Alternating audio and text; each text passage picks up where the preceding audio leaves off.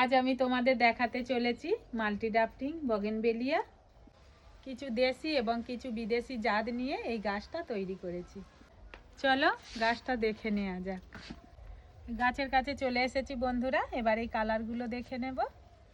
বন্ধুরা, তোমরা এই যে উজ্জ্বল রংটি দেখতে পাচ্ছ, এর নাম হলো জাকিরানা পিঙ্ক।